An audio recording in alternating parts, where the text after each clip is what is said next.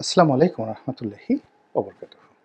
সম্মানিত দর্শক, আমাদের পার্শ্ববর্তী রাষ্ট্র ভারত এবং সীমান্তবর্তী ভারতের যে পশ্চিমবঙ্গ এবং পশ্চিমবঙ্গের রাজধানী কলকাতা, এই কলকাতাতে নরেন্দ্র মোদীর এজেন্ট, বিজেপির পান্ডা শুভেন্দু, রাজনীতিবিদ শুভেন্দু, যিনি পশ্চিমবঙ্গ যে বিধানসভা রয়েছে এখানকার বিরোধী দলীয় নেতা, এবং মমতা ব্যানার্জি সরকার চালাচ্ছেন তৃণমূল কংগ্রেসের প্রধান হিসেবে, তার চিরপ্রতিদ্বন্দ্বী।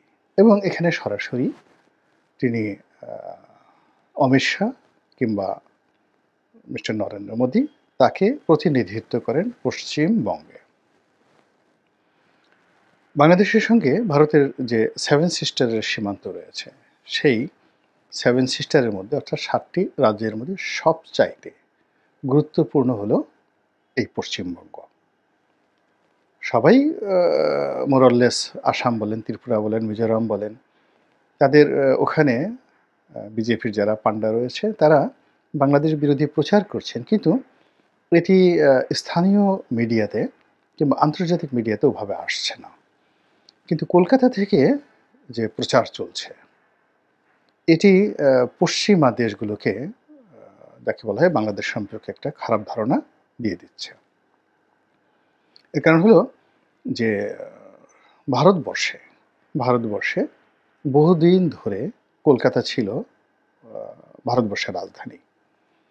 এখন দিল্লি রাজধানী আছে, এটা মুঘল আমলে ছিল, সুলতানি আমলে ছিল, কিন্তু ইংরেজ জামানাতে সেই বঙ্গ ভাগের আগ পর্যন্ত এটি রাজধানী হিসাবে ইংরেজরা ব্যবহার করেছে।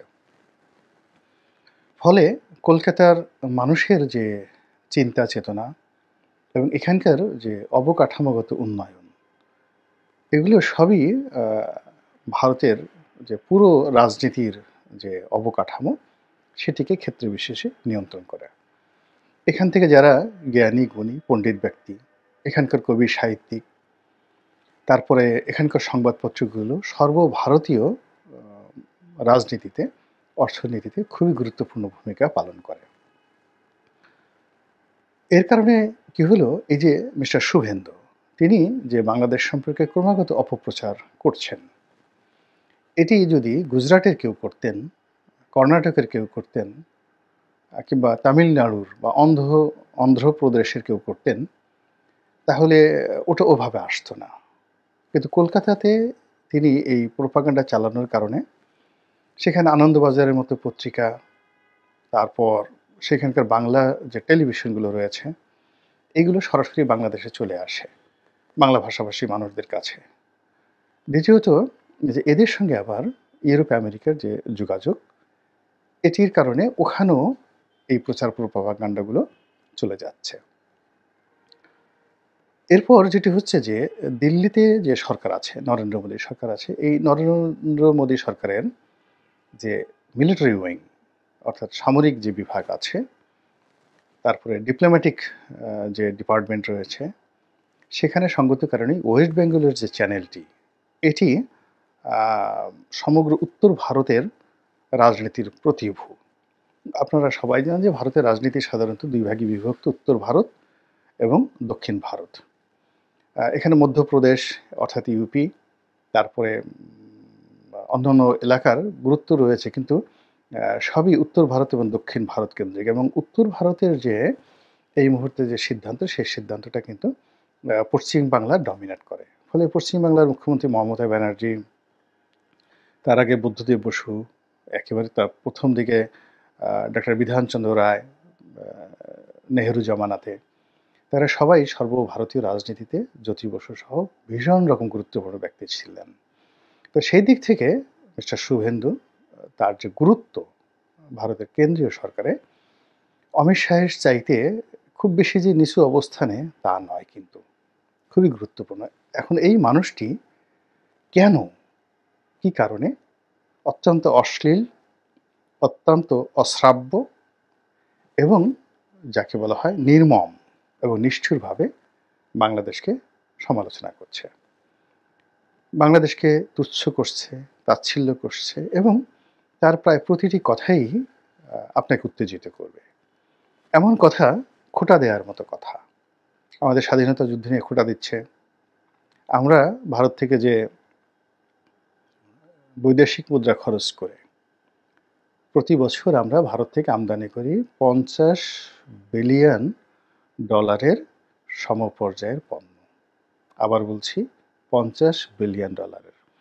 আমাদের সামগ্রিক যে এক্সপোর্ট আমরা যে রপ্তানি করি এটি এখনো $50 বিলিয়ন একটা স্ট্যাবল অবস্থায় যায়নি।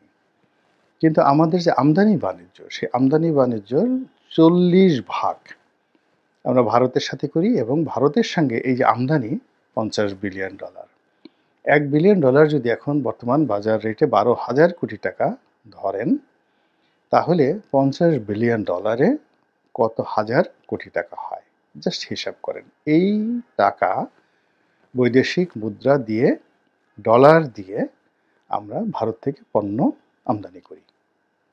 সেটা নিত্য প্রয়োজনীয় ভোগ্যপণ্য, সেখান থেকে শুরু করে একেবারে উড়োজাহাজের যে পার্টস, তার সঙ্গে পেট্রোলিয়াম, তেল, গ্যাস, সামরিক অস্ত্র, কি নাই সব কিছু আছে। এখন এই শুভেন্দু বাবুর কথা হলো যে আমরা এই $50 বিলিয়ন মাল তোমাদের কাছে যদি বিক্রি না করি, তোমাদের দেশ তো বন্ধ হয়ে যাবে, তোমরা ভিক্ষা করে খাবে, তোমরা মরে যাবে, না খেয়ে মরে যাবে। এখন বোঝার চেষ্টা করুন যে আমরা বায়ার।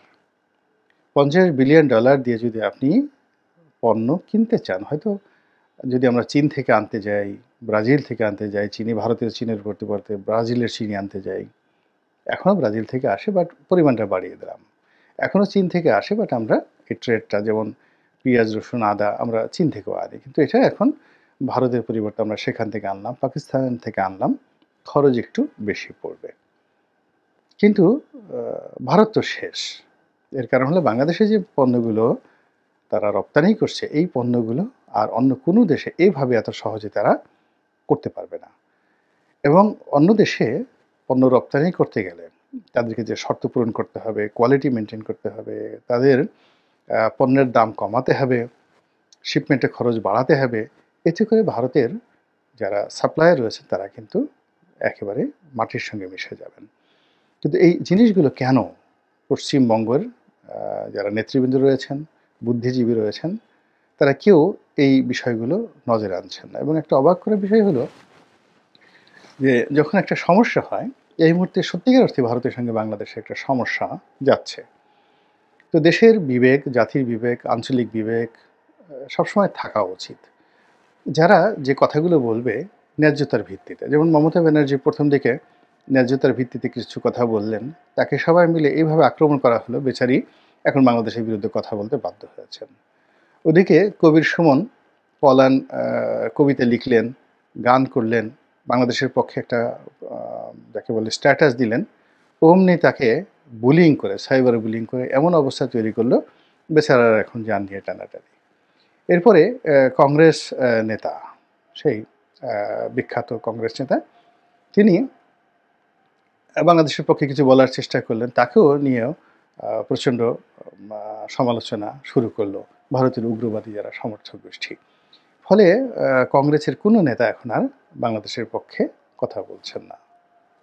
এর ফলে কি হলো, top to low, each and everybody সবাই শুভেন্দুর মতো কথা বলছে। সব কথা আমাদের কানে আসছে না, যেহেতু শুভেন্দু বাংলাভাষী এবং তিনি প্রতিদিনই সীমান্তের কাছাকাছি জনসভা করছেন। তারপরে বাংলাদেশ বিরোধী অসংখ্য, প্রতিদিন বেশ কয়েকটা জনসভা করে এই যে তার যে বক্তব্য, ক্রমাগত বিদ্বেষমূলক যে বক্তব্য, এগুলো আবার তিনি ছড়িয়ে ছিটিয়ে দিচ্ছেন সোশ্যাল মাধ্যমে, এবং ওই যে পশ্চিমবঙ্গের যে টেলিভিশনগুলো অত্যন্ত গুরুত্ব সহকারে সেই বক্তব্যগুলো প্রচার করে যাচ্ছে। এর ফলে কি হলো, ক্রমশ এই দুই দেশের মধ্যে বিষ তৈরি হচ্ছে। ভারতের পররাষ্ট্র সচিব বাংলাদেশে এলেন এবং তার যে বডি ল্যাঙ্গুয়েজ, তার যে কথাবার্তা, এটা ফ্রেন্ডলি ছিল না, ফর্মাল ছিল। যেমন আগে সুজাতা সিং এসেছেন, কিংবা অজিত দোভাল এসেছেন, কিংবা অন্যান্য যে সকল পররাষ্ট্র মন্ত্রণালয়ের ঊর্ধ্বতন কর্মকর্তা এসেছেন, সামরিক কর্তারা এসেছেন, তারপরে পররাষ্ট্রমন্ত্রী এসেছেন। তো সবসময় আমরা দেখেছি যে তাদের মধ্যে একটা বন্ধুত্বের মনোভাব ছিল। কখনো, কখনো আবার তারা কর্তৃত্ববাদ দেখিয়েছে। মনে হয়েছে যে তাদের কথাবার্তায় তারাই বাংলাদেশটির মালিক।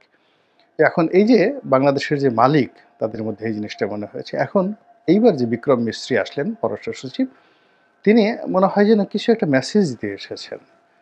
অতি বিনয়, অতি ভদ্রতা এগুলো দেখানোর মধ্যেও কিন্তু একটা যাকে বলা হয় উম আ ভয়ংকর কোনো একটা মেসেজ থাকে। অর্থাৎ আপনি দেখা যাচ্ছে যে একটা বাঘ, সে বাঘের মতো না হয়ে সে বিড়ালের মতো আপনার কাছে মাথা নুয়ে আছে। এক্ষেত্রে আপনার আসলে আশ্বস্ত হওয়ার কোনো কারণ নেই। কারণ না সময় পেলেই সে সবল দিবে। তো ভারতের যে চিরাচরিত দাদাগিরি বাংলাদেশের প্রতি, সেই দাদাগিরি বন্ধ করে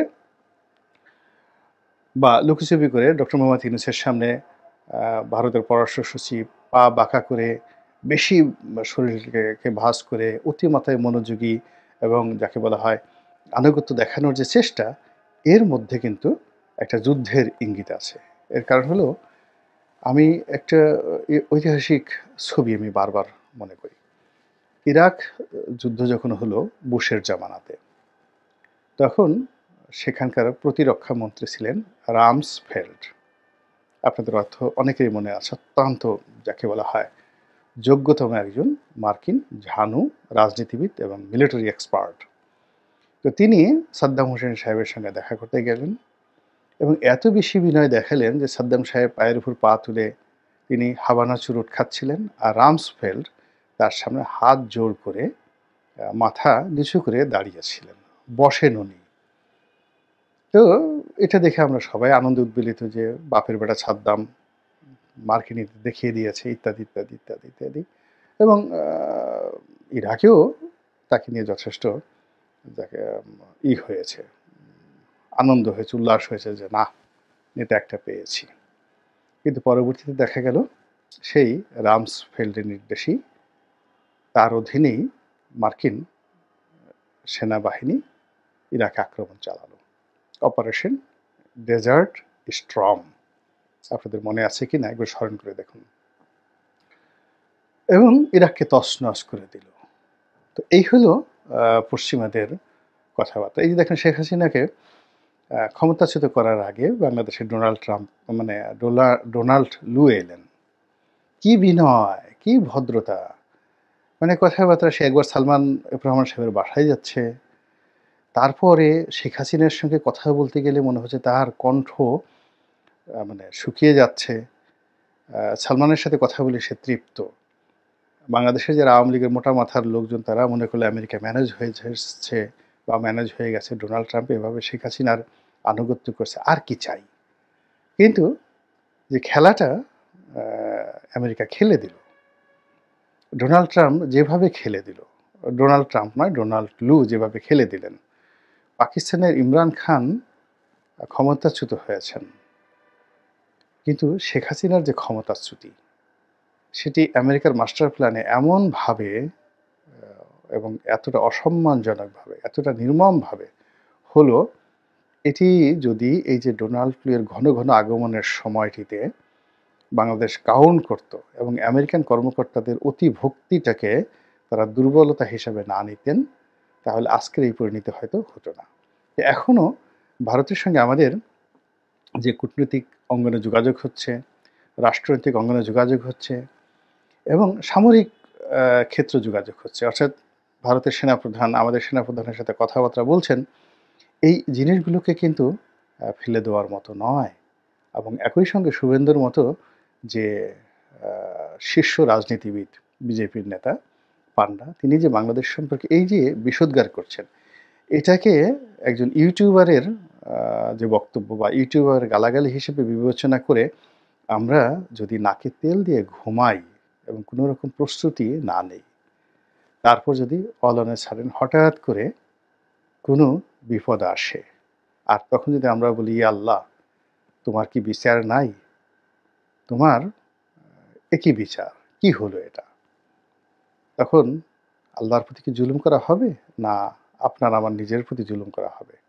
এই বিষয়টি চিন্তা করুন এবং যারা কর্তা ব্যক্তি আছেন তারা প্রয়োজনীয় ব্যবস্থা নিন। আল্লাহ আমাদের সবাইকে হেদায়েত দান করুন এবং হেফাজত করুন। আসসালামু আলাইকুম ওয়া রাহমাতুল্লাহি ওয়া বারাকাতুহু।